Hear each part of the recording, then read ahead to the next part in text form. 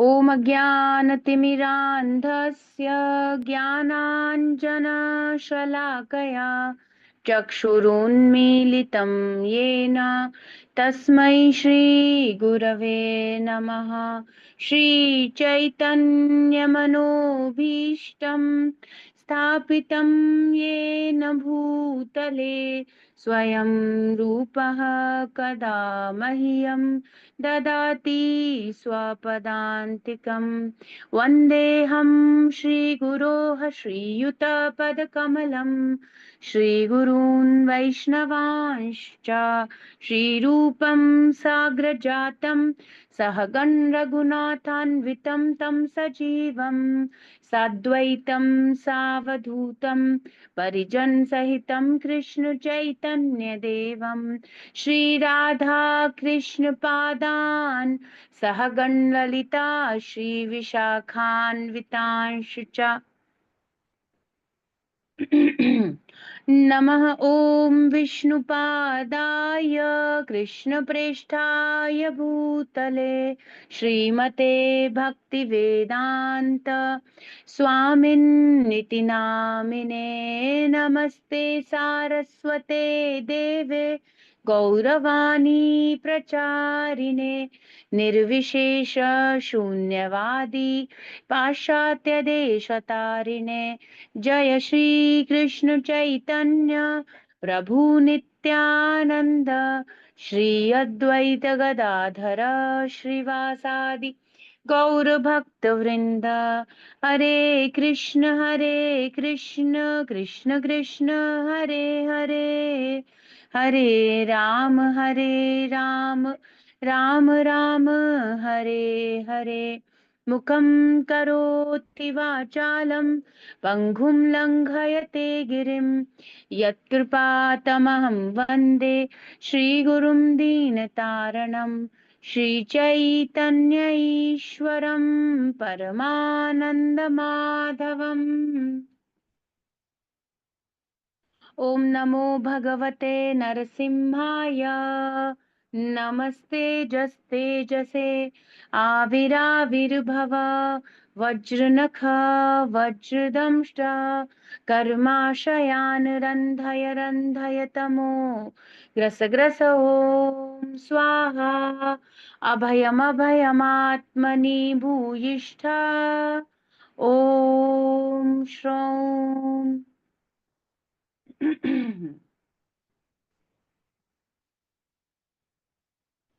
श्रीमद् भगवत गीता भगवत वाणी की जय।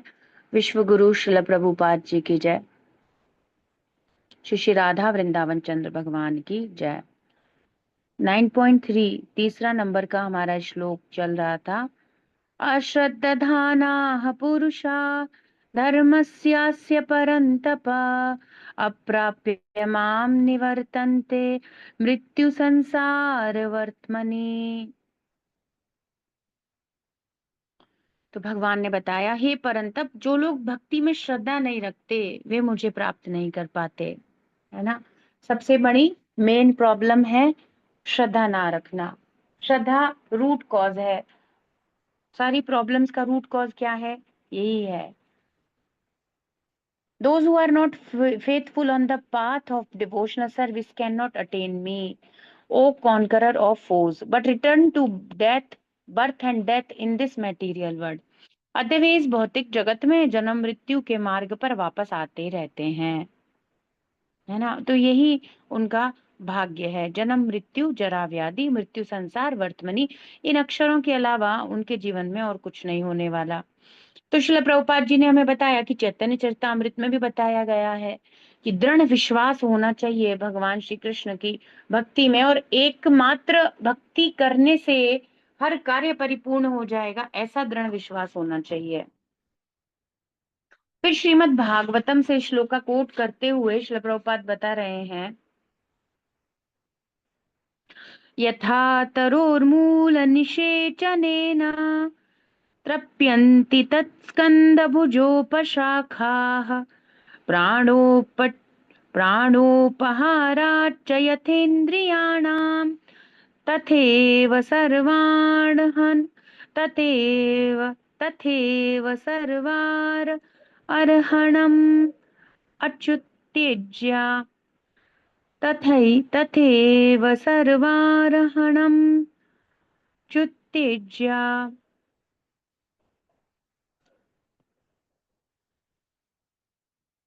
जब वृक्ष की जड़ को सींचा जाता है तो डाल पत्ते टहनियां अपने आप ही तुष्ट हो जाते हैं। अमाशय को भोजन प्रदान करने से शरीर की सारी इंद्रियां स्वतः ही तृप्त हो जाती हैं। तो दो उदाहरण, बहुत ही फेमस और बहुत ही सुंदर उदाहरण श्रीमद् भागवतम में दिए गए हैं। हम्म। यदि वृक्ष की जड़ में पानी डाला जाता है, जड़ ही आधार है वृक्ष का, डाल काट दो तो फर्क नहीं पड़ता है ना, तना भी उसका, उस स्टेम भी रिमूव कर दो, पर जब तक जड़ है उसकी, जड़ से वो वापस ग्रो हो जाएगा। तो डालें टहनियां पत्तियां ये सब संतुष्ट हो जाएगी, पूरा वृक्ष हरा भरा। तो यदि किसी बगीचे में कोई वृक्ष एकदम पोषित हरा भरा पुष्प दे रहा है, फल दे रहा है, क्या अर्थ है? उसका सींचन अच्छे से किया जा रहा है, उसका रख रखाव ध्यान रखा जा रहा है, उसकी जड़ में जल डाला जा रहा है, तो सब कुछ तुष्ट रहता है। अमाशय को भोजन प्रदान करने से शरीर की सारी इंद्रियां तृप्त होती हैं और शरीर कैसा हो जाता है? कुपोषित हो जाएगा यदि अमाशय में भोजन ना डाला जाए।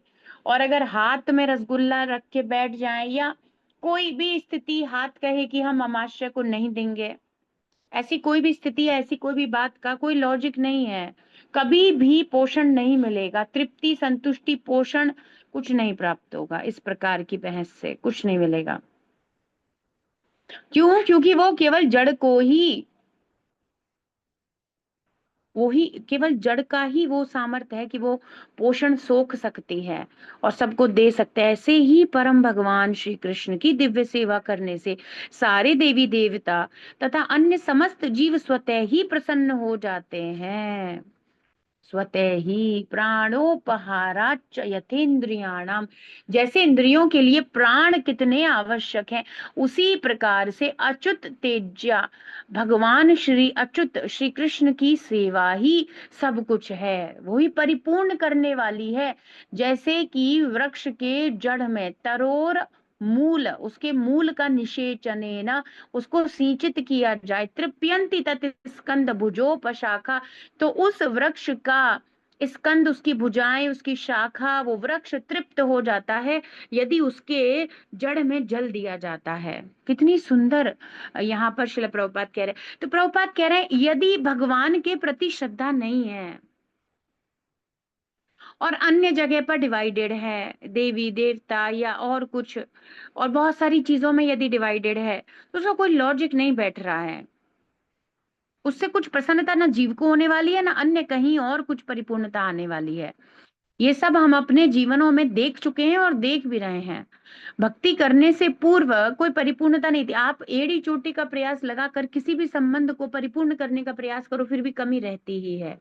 और बोल भी दिया जाता है, हर जगह बोल दिया जाएगा, हर जगह कमी का अनुभव होगा ही होगा। और व्यक्ति सोचता है अब इससे ज्यादा मैं क्या कर सकता हूँ, सब परिपूर्ण तरीके से करने का प्रयास करने पर भी कमी रहेगी। क्यों? जब तक श्री कृष्ण रूपी जड़ मूल, हमारे जीवन के आधार को, प्राणोपहाराच, जो प्राण के समान है, उनको सिंचित नहीं किया जाएगा, व्यक्ति कैसे संतुष्ट हो पाएगा? नहीं हो सकता है। नारद जी बता रहे हैं ये श्लोक श्रीमद् भागवतम में। फोर्थ कैंटो, है ना। हम्म।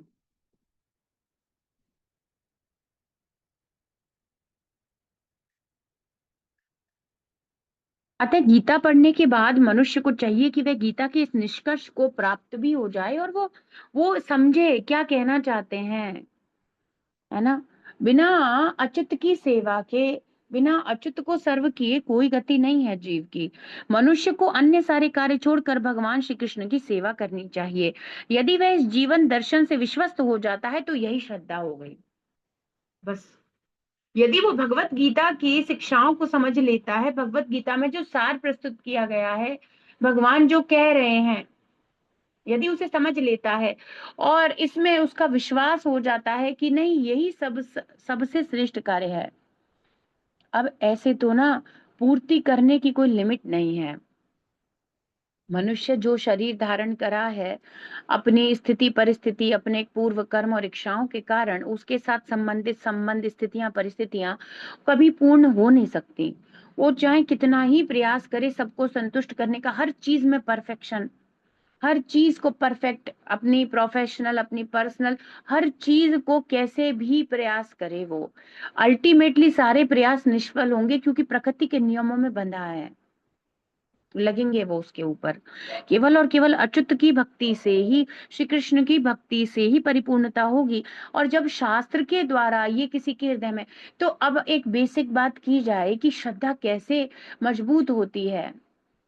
एक प्रारंभिक अवस्था में जब हम भक्ति से जुड़ते हैं या थोड़ा बहुत जानते हैं, अब बस इतना ही जाने कि गीता एक अच्छी चीज है और क्या उसका महत्व है, जन्म मृत्यु से मुक्त कराने वाली, पवित्र करने वाली, जीवन का सर्व कल्याण, सर्व मंगल में शुभता प्रदान करने वाली, ये सब ना जानते हुए केवल इतना ही पता था, हाँ गीता कुछ होती हैं जो बड़ी पूजनीय होती हैं। भाई भाई मेरे लिए तो नहीं है, वो व्यक्ति चाहे यही सोचे, पर लोग बहुत आदर करते हैं, ऐसा कुछ भी पॉजिटिव थॉट भी है, ठीक है। पर वो शुरू शुरू की प्रारंभिक स्थिति में व्यक्ति की कुछ हिली हुई सी श्रद्धा रहती है, उतनी फिक्स नहीं होती।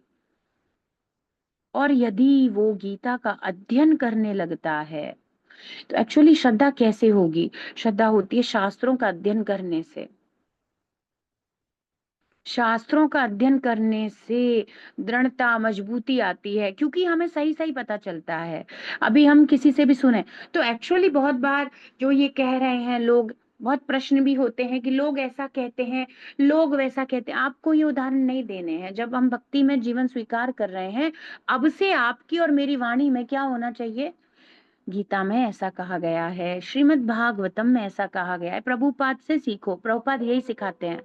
वे कभी ये नहीं कहते कि हम ऐसा कह रहे हैं। प्रभुपाद कहते हैं भगवत गीता श्लोक नंबर इतने में भगवान श्री कृष्ण ये कहते हैं, उपनिषद कठोर उपनिषद में ऐसा बताया गया है, श्वेताश्वतर उपनिषद में ऐसा बताया गया है, ईशो उपनिषद में ऐसा बताया गया है, चैतन्य चरितामृत में ऐसा कहा गया है, श्रीमद् भागवतम में ऐसा कहा गया है।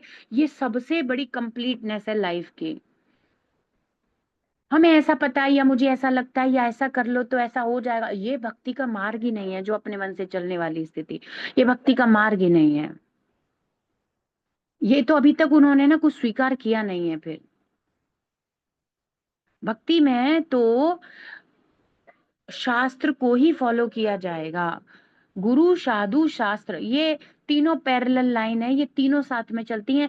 जब हम भक्ति में एडवांसमेंट करते हैं, ऐसा नहीं है कि डिवोटी कुछ और कह रहे हैं और शीला प्रभुपाद कुछ और ही कह रहे हैं और डिवोटी बिल्कुल कुछ और ही बता दे रहे हैं, ये सब सही बात नहीं है। और यह शास्त्र से कुछ अलग होगा नहीं, कुछ भी शास्त्र से अलग नहीं होगा। हमने कितने शास्त्र पढ़े और कितने शास्त्र पढ़ेंगे और कितने शास्त्रों को हम जान पाएंगे, पर जो सार प्रस्तुत किया गया भगवत गीता और श्रीमद् भागवत रूपी, उन्हीं को आधार मानकर चलना है। भगवान स्वयं ही बता रहे हैं गीता सार है।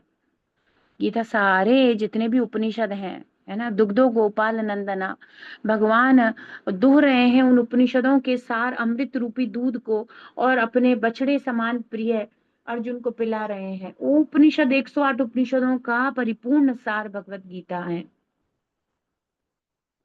और बाकी सारे वेदांत सूत्र सब वैदिक वांग्मय का सार श्रीमद् भागवतम है।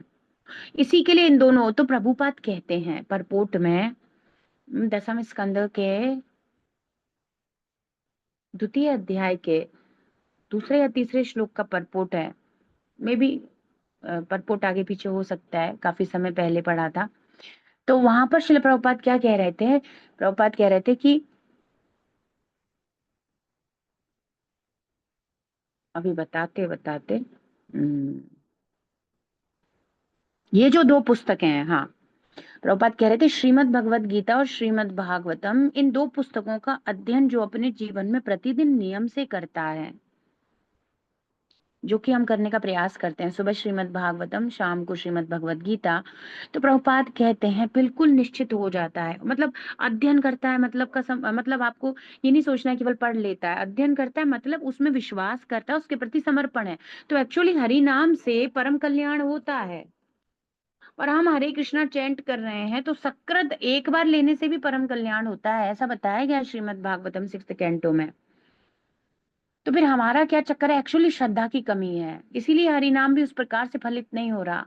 और श्रद्धा की कमी, अपराध हो रहे हैं, नाम अपराध के साथ चल रहा है, इसीलिए दिक्कत है। निरपराध यदि कोई नाम लेता है तो परम कल्याण उसी क्षण संभव है। तो फिर क्या करें, निरपवाद निरपराध नाम लेने के लिए तो भक्ति सिद्धांत सरस्वती ठाकुर प्रभुपाद कहते हैं और अच्छे से जप करो, और ज्यादा माला करो, और अच्छे से पूर्ण विश्वास और समर्पण के साथ जप करो।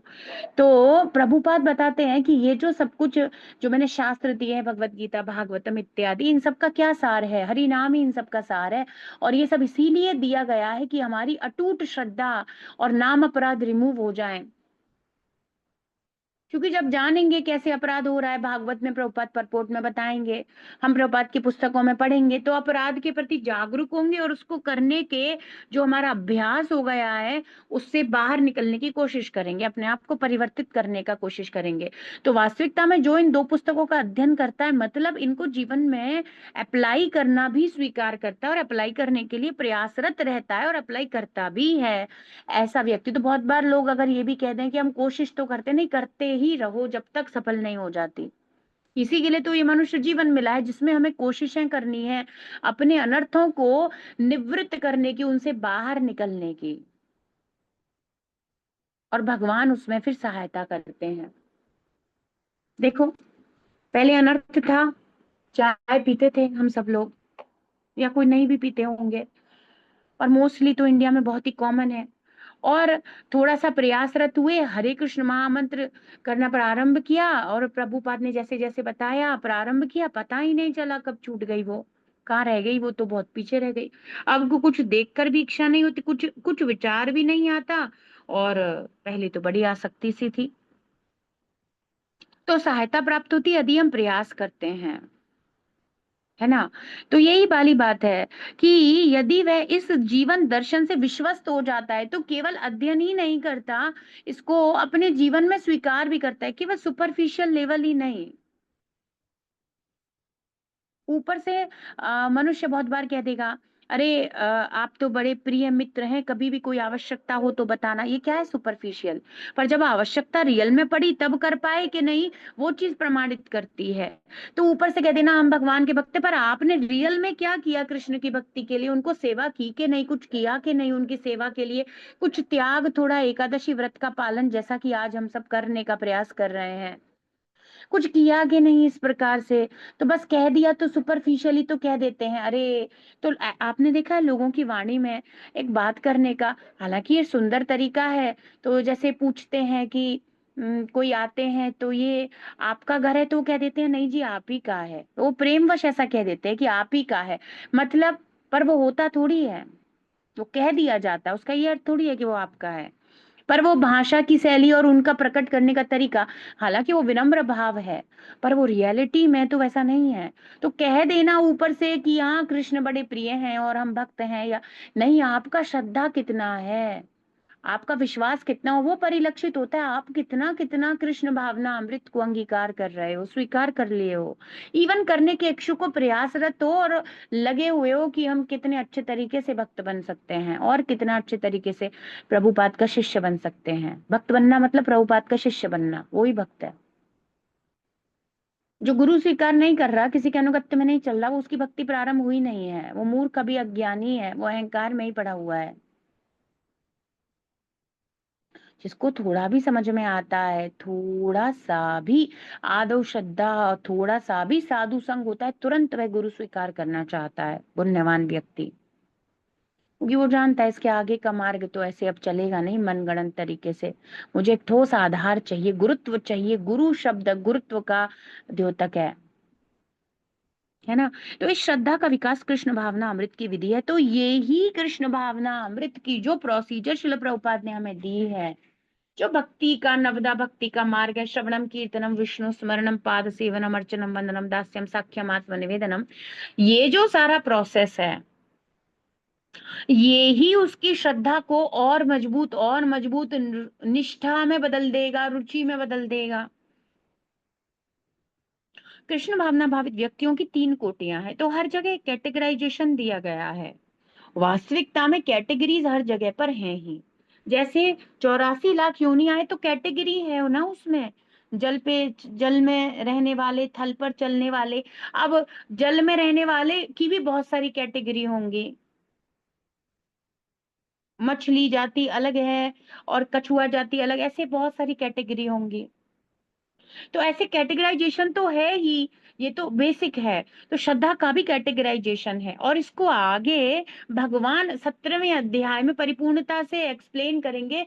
सतोगुणी, तमोगुणी, रजोगुणी श्रद्धा।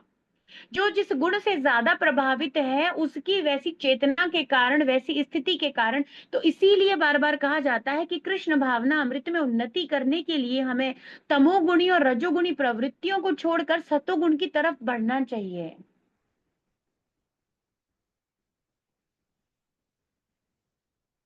श्रद्धा बहुत सारी चीजों पर निर्भर करने वाला एक कॉम्प्लेक्स चीज है। इतना सरल नहीं है कि बस जी हमारी श्रद्धा है। No, it depends on the गुणास 3 मोड्स ऑफ मेटीरियल नेचर पर निर्भर करती है। और ये सारे उसके जितने संस्कार हैं हृदय में पूर्व के ग्रहण किए हुए, उस सब पर भी निर्भर करती है। उसकी अपब्रिंगिंग, उसका कल्चर, उस सब पे कितना निर्भर करता है देखो। एक बिल्कुल ऐसे माहौल में बड़े हुए, कोई श्रद्धा ही नहीं, नास्तिक टोटली, ईश्वर ईश्वर कुछ नहीं होता, कर्म ही सब कुछ है, सीधे नकार देने वाले लोग, स्वयं को ही भगवान माने, मैं करूंगा, मैं कमाता हूं तो धन आता है, मैं। अरे भाई तुम तो फिर कैसे तुम्हारे अंदर पेट में भोजन जाता है, तुम्हें तो पता ही नहीं है, मुंह में डालने के बाद अंदर कहाँ जाएगा, वो क्या हो रहा है उसका, अटक गया तो इसोफेगस में, और वो कुछ अल्सर के कारण पेन हो गया, या तुम्हारे को कॉन्स्टिपेशन हो गया, तो फिर तो तुम कहाँ, कैसे तुम, हम करते हैं तो कैसे आप सोच लेते हो। आपको अपने बॉडी के अंदर तक का तो कुछ पता नहीं कि मेरा भोजन जाने के बाद आएगा कैसे, पाचन कैसे होगा, बाहर कैसे, ये तक तो जानते नहीं। और साइंस भी कितना ही जानती है, वो यदि फिजियोलॉजी या एनाटॉमी से एक्सप्लेन भी कर रही है तो भी नहीं जानते फिर भी कैसे हो रहा है। तो भगवान बता रहे अहम वैश्वानर, मैं हूँ जो ये सारे काम कर रहे हैं। वो अग्नि भी वो ही है जिसमें पाचन होता है, वे स्वयं भगवान है। People don't know. और वो बस कि हाँ हम जानते हैं, स्थापित करने के लिए एनाटॉमी और फिजियोलॉजी जैसी चीजों को रख देते हैं। पर वास्तविकता में तो शास्त्रों में बताया गया है, हर हिस्से का, हर शरीर, हम तो पढ़े ना सेकंड कैंटो, अपन पढ़े सृष्टि प्रक्रम ये सब, तो वहां तो बताया ना हर अंग का एक देवता है जो नियंत्रित कर रहा है।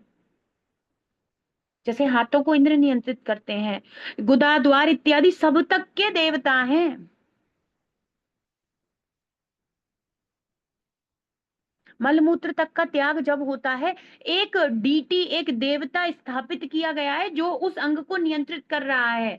और कर्मों के कारण उस क्षेत्र में यदि कोई दिक्कत है, कोई बीमारी, तो वो देवता के किसी कुपित या अप्रसन्न होने के कारण, और वो आपके कर्म होते हैं। और सामान्य व्यक्ति का ये सब कुछ चलेगा। पर यदि, यदि क्या कर दिया उन्होंने, हाँ क्या कह रहे हैं शिला प्रभुपाद, कोट कर रहे हैं ना। हाँ, यथा तरोर मूल निषेचनेना तृप्यन्ति तत्स्कंद भुजोपशाखा। तो यदि हृदय में विराजमान भगवान को भक्ति से सींच लिया, श्रवणम कीर्तनम विष्णु करके उनको प्रसन्न कर लिया, देन 100% सेटिस्फेक्शन। तो जो सारे पार्ट है, स्कंद भुजा इत्यादि, अपने आप ही परिपूर्णता, संतुष्टि और तुष्टि को प्राप्त हो जाएंगे। अब प्रभुपाद जो कोटियां एक्सप्लेन कर रहे हैं देखिए, तीसरी से शुरू कर रहे हैं। वो लोग आते हैं जो श्रद्धा विहीन है। ऐसे लोग ऊपर ऊपर भक्ति में लगे रहते हैं। अब देखो अपने आप को ढूंढना है हम लोगों को। ऐसे मत सोच लेना हम तो बड़े फर्स्ट कैटेगरी वाले, नहीं नहीं, थर्ड से ही शुरू करना है। और एक्चुअली देखा जाए हम यहीं कहीं मिल जाएंगे। ऐसे लोग ऊपर ऊपर से तो भक्ति कर रहे हैं, लेकिन सिद्धि प्राप्त नहीं हो पाती। क्यों? और ये कुछ समय बाद नीचे भी गिर जाएंगे। अंदर बहुत कुछ है। अब ये पढ़ने से तो स्थिति ही बदल गई।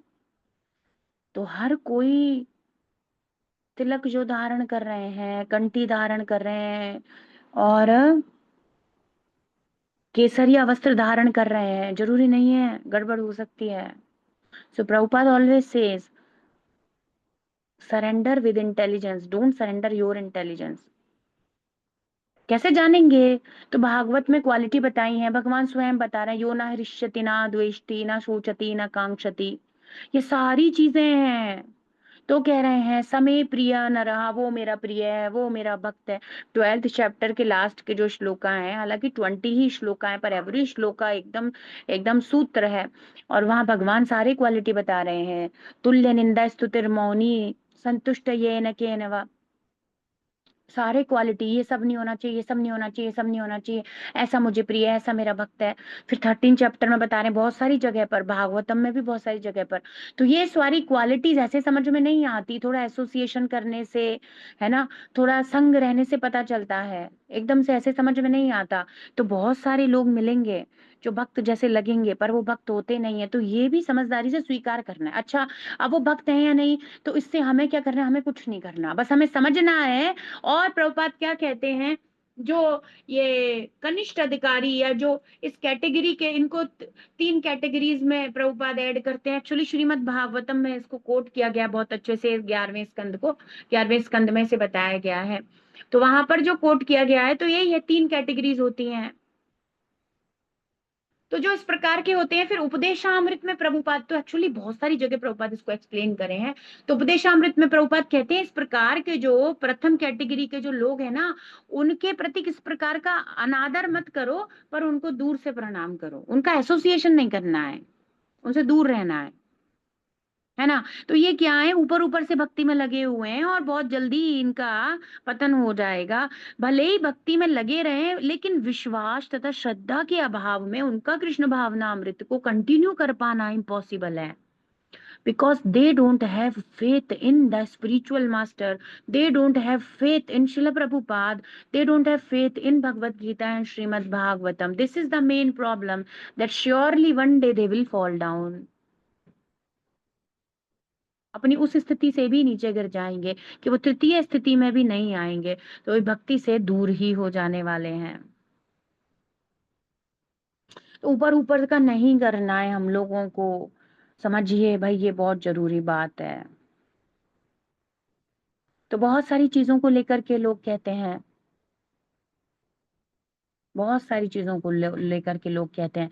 तो प्रभुपाद उपदेशामृत में लिख देते हैं कि जो दीक्षित हो जाते हैं उन्हें प्रणाम करना चाहिए, है ना। अब वास्तविकता में दीक्षित हुआ है कि नहीं, ये भी तो बात है। दीक्षा होने से ही दीक्षा नहीं हो गई है ना, उसने स्वीकार भी किया है कि नहीं, शिला प्रभुपाद के बताए हुए नियम आचरण सिद्धांत सब स्वीकार किया है कि नहीं, कृष्ण भावना अमृत के लिए समर्पित होने के लिए उन्होंने अपने जीवन में स्वीकार किया है कि नहीं, प्रभुपाद की सेवा करूंगा या करूंगी, उस पर निर्भर करता है।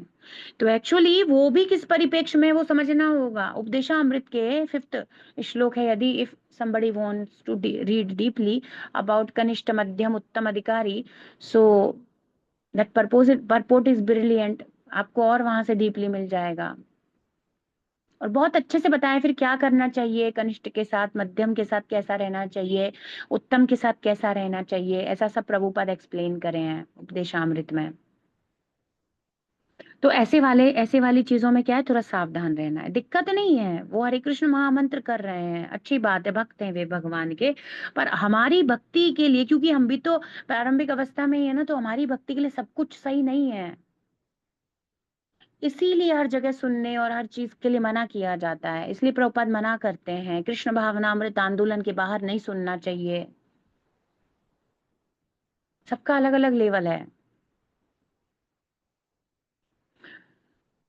तो क्या बता रहे हैं, भले ही भक्ति में लगे रहें, लेकिन विश्वास और श्रद्धा के अभाव में कृष्ण भावना अमृत में उनका लगा रह पाना कठिन है। अपने प्रचार कार्यों के दौरान हमें इसका प्रत्यक्ष अनुभव हुआ होता है कि कुछ लोग आते हैं और किन्हीं गुप्त उद्देश्यों से कृष्ण भावनामृत को ग्रहण करते हैं। तो ये तो आपको भी और हमको भी, कुछ कुछ जिनको थोड़ा भी समय हुआ होगा, अनुभव होने लग जाता है। They just want to connect with, है ना, कृष्णा कॉन्शियसनेस। क्योंकि बड़ा ही आजकल इंस्टाग्राम फेसबुक हर जगह चल रहा है, बड़ा एक एक लहर आया हुआ है। तो दे थिंक के बस हाँ ठीक है, एस्कॉन एस्कॉन या इस प्रकार से, they just only want to get connected, they don't want to follow. तो आपको उनकी वाणी, उनकी भाषा में भी सब परिलक्षित हो जाएगा। थोड़ा समय बिताओगे तो समझ में आ जाएगा क्या चल रहा है। तो बहुत सारे तरीके हैं और बहुत कुछ चल रहा है और बहुत कुछ चलेगा भी, क्योंकि सबके अलग अलग लेवल हैं। हाँ, पर एक बात श्रील प्रभुपाद परपोर्ट में अभी मेंशन करेंगे कि यदि ये शुद्ध भक्त का संग करते हैं, अब देखो क्या तरीका है। यदि प्रभुपाद पुस्तक पढ़ते हैं, मैं दूसरे तरीके से इसे बोलूं जो समझ में आने वाला है, वरना लोग कहेंगे कहाँ मिलेंगे प्योर डिवोटी। तो जो श्रील प्रभुपाद पुस्तकों का अध्ययन करते हैं वो काफी सेफ हो जाते हैं। तो पुस्तक का अध्ययन करने से बुद्धि चली ना, बुद्धि चली कि ऊपर अलग है अंदर अलग है का बहुत प्रॉब्लम है। तो अल्टीरियर मोटिव कुछ और लेकर आते हैं। तो बहुत सारे लोग तो इसीलिए लेकर आते हैं कि विदेश चले जाएंगे, हाँ ये रियलिटी है, या विवाह हो जाएगा, विदेश में विवाह हो जाएगा, कुछ ऐसा ही चलता है। आपको लगेगा हाँ तो ऐसा होता है, ऐसा एक्चुअली सोचते हैं लोग। कुछ इसी इन्हीं सारे मोटिव से आते हैं। They don't come for Krishna, वो कृष्णा के लिए नहीं आते हैं,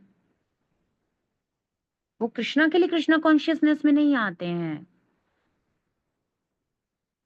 अरे बिल्कुल, यहाँ पे अच्छे से नाम हो जाएगा, यहाँ पे बहुत हम फेमस हो जाएंगे, कुछ भी सोच लो, ये सब कृष्ण भक्ति नहीं है, है ना। अन्य अभिलाषिता शून्यम वाला लेवल बिल्कुल अलग है। और फिर आपको दिखेगा, मैं कोई यहाँ वर्णन नहीं करना चाहती, समझदार व्यक्ति तो देख ही रहा है, किंतु जैसे ही उनकी आर्थिक दशा सुधर जाती है तो वे इस विधि को त्याग कर पुनः पुनः पुराने डर्रे पर लग जाते हैं। तो मानो धन के लालच में आ गया, अरे ऐसा कह रहे हैं सब काम हो जाते हैं भाई, बड़ा ही शक्तिशाली बता रहे थे, मंदिर के दर्शन करने से सब हो जाता है, ये हो जाता है वो हो जाता है, अरे गीता पढ़ने से ये हो जाता है वो हो जाता है। तो ठीक है हो जाता है, बताया भी गया है, ये हो जाता है, इस प्रकार की फलश्रुतियां भी बताई जाती हैं। पर वो केवल जीव को एक लोअर लेवल ऑफ कॉन्शियसनेस से थोड़ा पवित्र होकर ऊपर उठाने के लिए बताया जाता है, कि अभी तुम उतने तमोगुण इत्यादि में पड़े हुए हो, यदि तुम किसी भी प्रकार से गीता के प्रति, क्योंकि वो ट्रांसीडेंटल लिटरेचर है, थोड़ा भी श्रद्धा उत्पन्न कर लेते हो तो फिर क्या होगा, तो वो ट्रांसीडेंटल इफेक्ट तुम्हारे चित्त में देगी ही देगी, और तुम उससे शुद्ध पवित्र होकर वास्तविकता में सही अर्थ को, कि गीता एक आस्तिक विज्ञान है और भक्त के द्वारा ही समझी जा सकती है, तुम भक्ति में ही प्रवृत्त हो जाओगे अंततः जा करके। तो ऐसे बताया जाता है। वो पुराने ढर्रे पर आ जाते हैं क्योंकि उन्होंने बिल्कुल भी श्रद्धा ही नहीं दिखाई। कृष्ण भावना अमृत में केवल श्रद्धा के द्वारा ही प्रगति की जा सकती है। अब इसको लिख लीजिए, इसको आप अपनी भगवत गीता की बुक ओपन है तो हल्का सा पेंसिल से कुछ मार्क या हल्का सा लाइन कर सकते हैं, जो गीता को मतलब गंदा ना करे, और ऐसे आपको याद भी रहे कि ये लाइन है। तो अब हम सोचें कैसे एडवांसमेंट होगा, क्या करें हम एडवांसमेंट करने के लिए। हमारा एक बेसिक क्वेश्चन रहता है हमेशा, मैं अपनी भक्ति में आगे बढ़ने के लिए क्या करूं, हम यही पूछते हैं हमेशा सीनियर डिवोटीज से। तो आपको यही करना है, अपनी श्रद्धा को बढ़ाना है। गुरु साधु शास्त्र, इसी से श्रद्धा बढ़ेगी। तीन चीजें हैं, शुद्ध भक्त का एसोसिएशन, डिवोटी एसोसिएशन, और शास्त्रों का अध्ययन। इसी या और कोई और किसी चीज से श्रद्धा कैसे बढ़ेगी। जहां तक श्रद्धा की बात है तो व्यक्ति भक्ति साहित्य में निपुण है। अब दूसरे कैटेगरी, जो भगवत साहित्य में निपुण है, दृढ़ श्रद्धा अवस्था प्राप्त कर ली है, वह प्रथम कोटि। अब सोचो आप, स्क्रिप्चर्स में जिसका बिलीव है, कितनी सुंदर बात है ये। जो शास्त्र में विश्वास रखता है, first category, first class devotee है वो, प्रभुपाद कह रहे हैं। थर्ड क्लास वो लोग हैं जो श्रद्धाविहीन है, शास्त्र तो पढ़ना ही नहीं चाहते। ऐसे लोगों का कभी आप नहीं देखोगे रीडिंग से कोई रिलेशन होगा, बुक रीडिंग करते होंगे, कोई सेशन अटेंड करते होंगे, नो नेवर। उसके लिए तो बहुत कैपेसिटी चाहिए, 1 घंटा निकालने के लिए। तो ये माला भी कर लेते होंगे, वो भी बहुत बड़ी बात होगी। और ऊपर से दिखाने के लिए they are doing so many things. और ऐसे बहुत सारे लोगों को वास्तविकता में देखा गया है, प्रभुपाद बता रहे हैं, प्रत्यक्ष अनुभव किया है। ये सारी स्थितियां परिस्थितियां हैं। तो प्रभुपाद कह रहे हैं कि निपुण है भक्ति साहित्य में, तो प्रभुपाद की पुस्तकों के अध्ययन में हमें समर्पण देना ही चाहिए। हम्म। और उसने क्या किया है, दृढ़ श्रद्धा, भागवत में लिखा है तो परम सत्य है। अब हमें और इसके आगे कुछ नहीं पता। हाई कोर्ट का नहीं, सुप्रीम कोर्ट का डिसीजन फाइनल है। सुप्रीम कोर्ट है वो सारे शास्त्रों के, श्रीमद् भागवतम। भागवतम में कह दिया ना, दैट इज फाइनल। बस, और इसके आगे हम नहीं जानते कुछ भी, हमें नहीं पता। हमें बस इतना पता है, प्रभुपाद ने बताया है श्रीमद् भागवतम में जो कहा गया है वह वास्तविक परम सत्य है, बस, और हमें नहीं पता। ऐसी दृढ़ श्रद्धा श्रीमद् भागवतम के प्रति। गौड़ी वैष्णवों का तो यही शास्त्र है, यत वैष्णवानाम प्रियः, ये वैष्णवों का, परमहंसों का तो यही जीवन है, श्रीमद् भागवतम। तो प्रभुपाद कह रहे हैं कि दूसरी कोटि में कौन आए, फिर बीच वाले कौन रहेगा शिला प्रभुपाद? तो कह रहे हैं भक्ति शास्त्रों का ज्ञान नहीं है, लेकिन श्रद्धा दृढ़ है, कृष्ण भक्ति सर्वश्रेष्ठ है। अब ये कैसे आता है? साधु संग करके। ये हमने शास्त्र इत्यादि में नहीं पढ़े, पर हमें ये तो पता है कि भाई भक्ति तो केवल श्री कृष्ण की होगी। Shri Krishna is the supreme personality of God, उन्हीं की करनी है भक्ति। ये भी बड़ी अच्छी स्थिति है। अभी मन विचलित तो नहीं है, कम से कम इसकी करूं उसकी करूं, इसको प्रसन्न करूं उसको प्रसन्न करूं, कहाँ जाऊं क्या करूं, अभी ऐसा तो नहीं है ना। तो वो भी द्वितीय कोटि का भक्त है, जिसने क्या किया है, इसने क्या किया है, कृष्ण भक्ति सर्वश्रेष्ठ है ऐसा समझ गया है। तृतीय कोटि के व्यक्ति को तो यह श्रद्धा तो रहती है कि कृष्ण भक्ति उत्तम होती है, लेकिन उसको शास्त्रों का ज्ञान नहीं हो पाता, और वो भक्ति को एकमात्र स्वीकार ना करके वो तृतीय कोटि का व्यक्ति कर्म योग ज्ञान योग की ओर चलता रहता है और विचलित होता रहता है। भक्ति में अनन्यता नहीं है, और कृष्ण भक्ति ही हो ये भी उसका फिक्स सा नहीं है। क्यों आया वो, क्यों जुड़ा वो मंदिर से? क्योंकि उसे लगा फॉरेनर्स आते हैं। क्यों जुड़ गया वो मंदिर से? कोई अच्छा फॉरेनर लड़का या लड़की मिल जाएगा, ऐसा ही कुछ कंसेप्ट से फेमस हो जाएंगे, रील बनाएंगे, वीडियो बनाएंगे, इंस्टाग्राम चलाएंगे, कुछ भी करेंगे, फेमस हो जाएंगे हम। इसमें बहुत लोग फेमस होते हैं, अच्छी चीज है, फेमस हो जाएंगे, पर एक्चुअली हमने सोचा नहीं कृष्णा को सर्व करना था।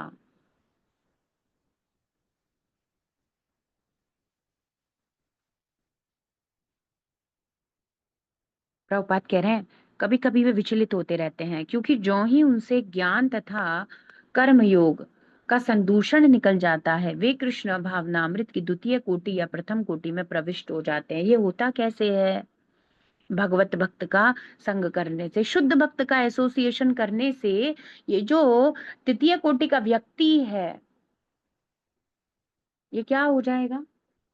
तृतीय कोटि का व्यक्ति द्वितीय कोटि या प्रथम कोटि में आ जाएगा, शास्त्रों के प्रति उसका दृढ़ विश्वास हो जाएगा, और प्रथम कोटि में आने के बाद तो अनन्य भक्ति स्वीकार कर रहा है वो, है ना। शास्त्रों में दृढ़ विश्वास हो जाएगा उसका, द्वितीय कोटि के व्यक्ति का कृष्ण भक्ति में दृढ़ विश्वास हो जाता है। तो कृष्ण के प्रति श्रद्धा भी 3 अवस्थाओं में विभाजित है, और श्रीमद् भागवतम में भी इसका वर्णन है। भागवत के 11वें स्कंद में प्रथम द्वितीय तृतीय कोटि की आस्तिकता का वर्णन हुआ है ना, तो ये बताया गया है।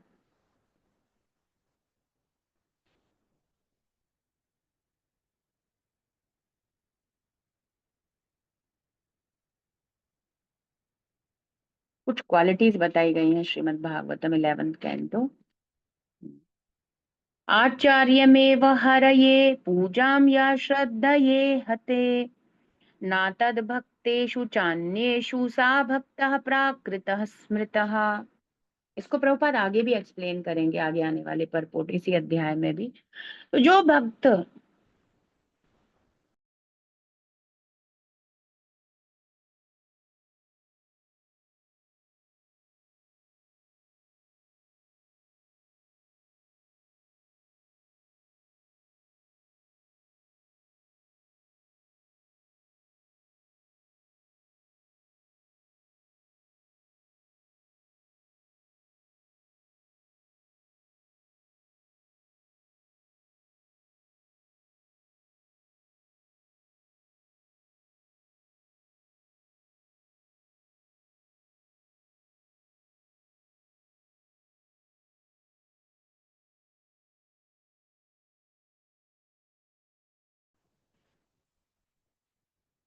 भक्त मंदिर में अर्च विग्रह की श्रद्धा पूर्वक पूजा करता है, लेकिन भक्तों के प्रति या सामान्य जनता के प्रति उचित रीति का आचरण नहीं करता, मतलब चाहे वो भगवान की भक्ति में संलग्न दिख रहा है, पर हृदय में उसी प्रकार का कपट और ये सब भरा हुआ है, भौतिकतावादी भक्त कहलाता है, निम्नतम पद पर स्थित माना जाता है।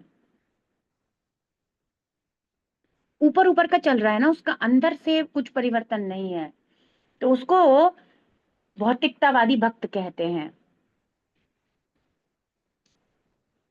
इसको प्रभुपाद आगे एक्सप्लेन भी करेंगे, तभी हम इसका और एक्सप्लेनेशन पढ़ेंगे। ईश्वरे तद्धीनेषु बालिशेषु बालिशेषु द्विषत्सु च प्रेम मैत्रेयी कृपोपेक्षा यह करोति स मध्यमः। कौन है मध्यम अधिकारी? द्वितीय कोटि का भक्त, भगवान को प्रेम समर्पित करता है, भक्तों के साथ निष्ठावान रहता है, मित्र रहता है, अज्ञानियों पर दया करता है, क्रोध इत्यादि नहीं करता, वो जानता है जानते नहीं है, अबोध है उनकी, वो ऐसा अबोध समझता है, और जो भगवान से द्वेष रखते हैं उनकी उपेक्षा करता, उन पे ध्यान नहीं देता।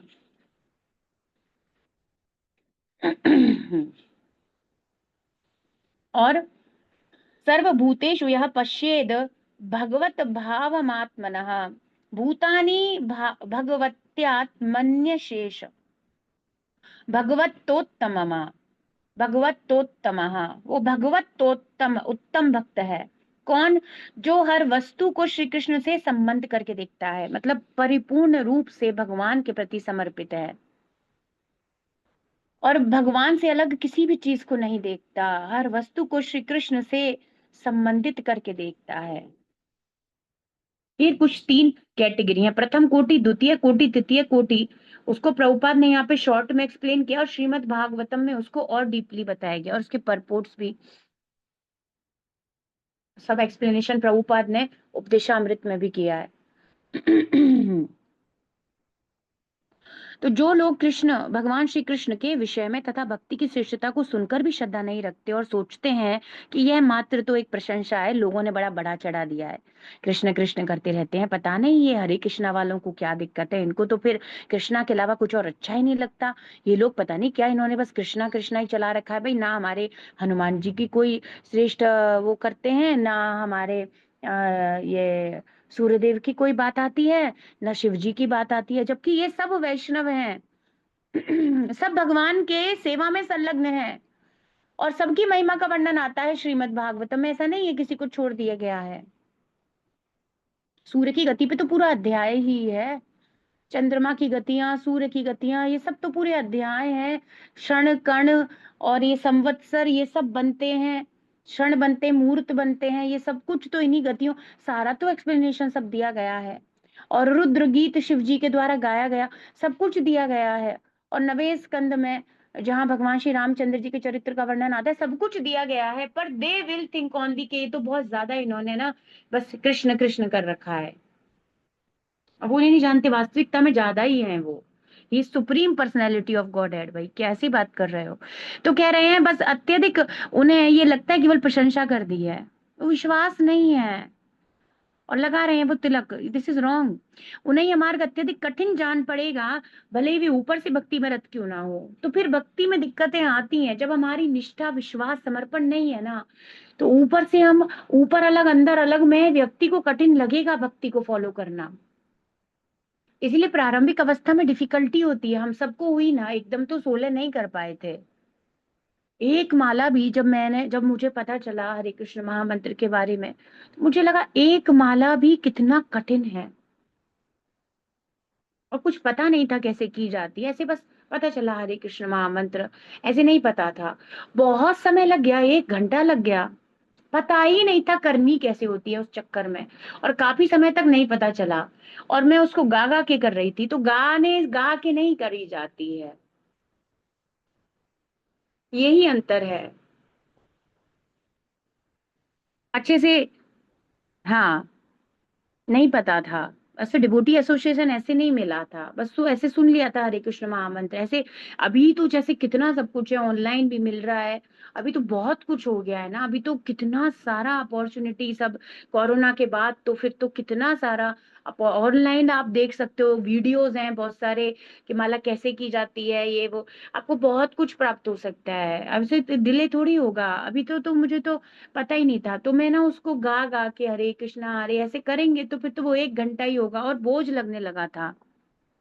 तो मुझे लगा, फिर जब ऐसे पता चला बाद में 16, तो मैंने कहा ये तो एक दिन में करना पॉसिबल ही नहीं है, कि 16 माला को एक दिन में कर कैसे सकता है, क्योंकि 1 घंटे के हिसाब से लगाऊंगी तो मेरा 16 कैसे होगा। मेरे को तो लगा इम्पॉसिबल है, 16 कोई व्यक्ति एक दिन में कर कैसे सकता है, ये बात क्या कर रहे हैं। तो मैंने ये कहा था इट इज नॉट पॉसिबल, ये हो ही नहीं सकता, क्योंकि मुझे ये नहीं पता था मैं गलत कर रही हूँ। ये लैक ऑफ डिवोटी एसोसिएशन में संघर्ष ज्यादा होता है। ये बहुत सौभाग्य की बात होती है कि किसी को भक्तों का संग मिल जाए। मुझे बाद में मिला। ऐसे ही शुरू कर दिया खुद से, ऐसे ही सब, तो पता नहीं था ढंग से, तो काफी संघर्ष लगा। फिर जब भक्तों का संग मिला तो फिर बहुत सब कुछ पता चला, समझ में आया, बहुत आसान हो गया, अरे होता कैसे, करते कैसे, है क्या। तो ये बहुत बड़े सौभाग्य की बात है, सौभाग्यशाली लोगों को जल्दी मिलता है। हाँ, ऐसा ही होता है माता जी। और अब शिला प्रभुपाद की कृपा से हम लोग एकादशी के दिन 64 भी कर रहे हैं, प्रभुपाद की असीम कृपा है। और कभी तो एक माला करने में भी ऐसा लगता था ये कैसे रोज कर सकेंगे, लोग कहते हैं कि रोज करो, how can it is possible कि रोज हो सकेगा। तो ये बहुत सरल हो जाता है। उन्हें सिद्धि प्राप्त होने की बहुत कम आशा, इस प्रकार भक्ति करने के लिए श्रद्धा परम आवश्यक है। तो प्रभुपाद जी कंक्लूड कर दे रहे हैं, श्रद्धा परम आवश्यक है। और श्रद्धा कैसे होगी, नास्तिक व्यक्ति या ऐसे जो बिल्कुल हैं, तो वो भगवान कह रहे हैं ना, वाम दुष्कृति नो मूढ़ा प्रपद्यन्ते न राधमा, वो तो कभी आएंगे ही नहीं। पर फिर भी प्रभुपाद को भेजा गया और कृपा प्रदान की गई, कृपा का मार्ग खोला गया भगवान के द्वारा। और उसमें हमने बात की प्रसाद वितरण से लेकर, कीर्तन से लेकर, श्रृंगार, भगवान का भी दिव्य दर्शन जाते हैं, मानो देखो कुछ भी नहीं पता हो। तो भगवान के सुंदर श्रृंगार के, भगवान के चरण कमलों के दर्शन जाते हैं, राधा वृंदावन चंद्र जी के।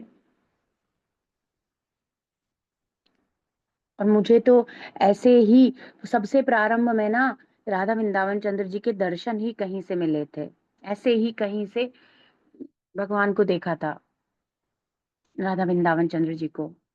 तो मैं सोची कितने सुंदर है, कौन है ये, है का मुझे ये भी नहीं पता था कौन है, कुछ नहीं, बस फोटो था एक, बहुत सुंदर लग रहे थे। बहुत ही सुंदर लग रहे थे।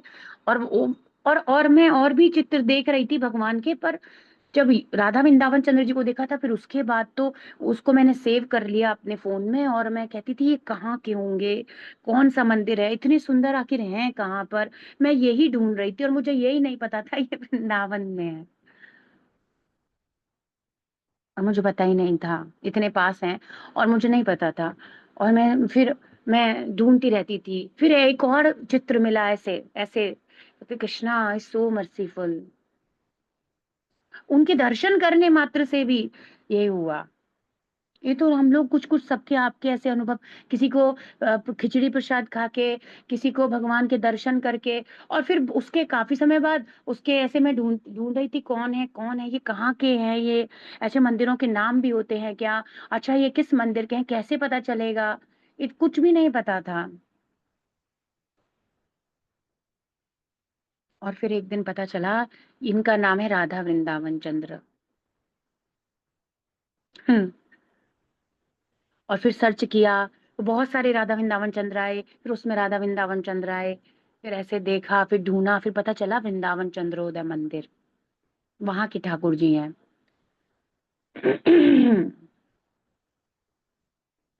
और फिर दर्शन हुए भगवान के,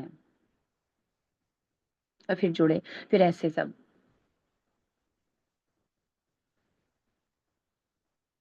तो बहुत प्रकार से शिला प्रभुपाद ने वे श्रृंगार ही इतना सुंदर करवाते हैं।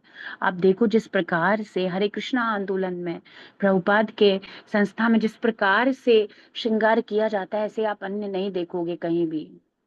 ऐसा होता ही नहीं, इतना कहाँ लोग मंदिर ओपन करते हैं छोटे छोटे से बना करके फॉर टेकिंग मनी, जस्ट चढ़ावा आ जाए कुछ 10-5 रुपए, इतना ही बुद्धा, इतनी ही बुद्धि और इतना ही सोच, और यही चल रहा था। एंड देन ग्रैंड, सब कुछ इतना भव्य दिव्य। वे परम भगवान है। प्रभुपाद लिखते हैं भक्ति रसामृत सिंधु में, राजा के समान अर्च विग्रह की सेवा होनी चाहिए। जैसे राजा की पालकी निकलती है, सब उसके दास होते हैं। वो परम ब्रह्मांड, इन सब ब्रह्मांडों के स्वामी परम भगवान की सेवा राजा के समान होनी चाहिए। इवन घर पर भी अर्च विग्रह हैं तो पूर्ण सम्मान के साथ जितना यथा उचित वो अपने कर सकता है आर्थिक स्थिति में, वैसे सर्व करना चाहिए।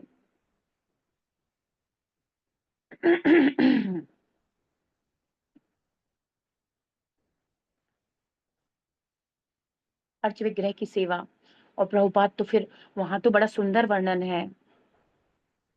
फिर ना प्रभुपाद कहते हैं कि जो जहां पर अर्च विग्रहों की पूजा होती है, मतलब हमारे मंदिर, जैसे हमारा मंदिर वृंदावन चंद्रोदय मंदिर, जहाँ पे इतने अच्छे से डीटीज को सर्व किया जाता है, तो प्रभुपाद कह रहे हैं यदि कोई सामान्य व्यक्ति कुछ क्षण के लिए भी भगवत दर्शन प्राप्त कर ले, उसके जीवन का परम कल्याण निश्चित हो जाता है। और हुआ है, देखो दर्शन, भक्तों ने श्रृंगार किया, कैसे वो पिक्चर के थ्रू पहुंचे, मेरे जैसे एक बदनात्मा को भगवान वो पिक्चर के थ्रू ही आकर्षित कर लिए।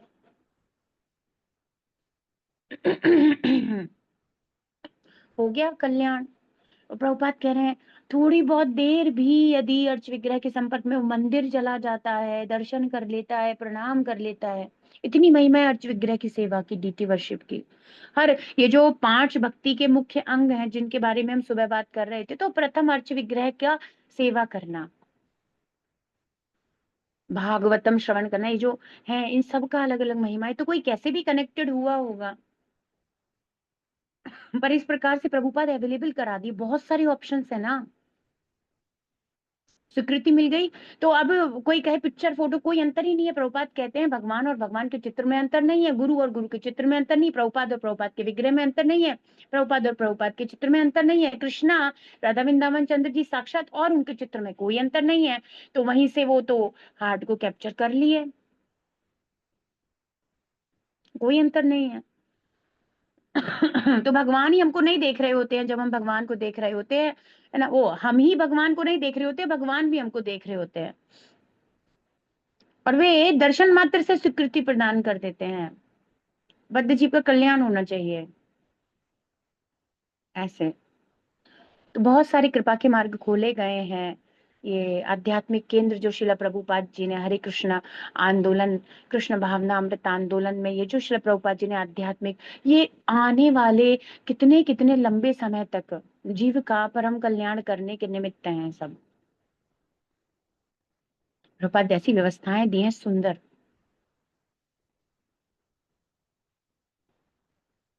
तो आज हम इतना ही लेंगे। श्रीमद् भगवत गीता भगवत वाणी की जय। विश्व गुरु शिल प्रभुपाद की जय। श्री श्री राधा वृंदावन चंद्र भगवान की जय। निताय